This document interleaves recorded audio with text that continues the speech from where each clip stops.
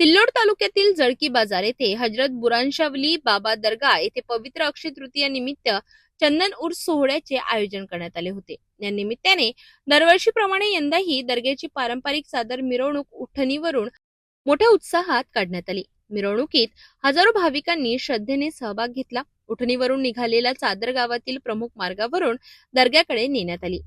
या हजरतच्या जयघोषात आणि फातेहा पठण करत चादर दर्ग्यावर अर्पण करण्यात आली। मिरवणुकीदरम्यान संपूर्ण परिसर भक्तिमय वातावरणाने भारावून गेला होता।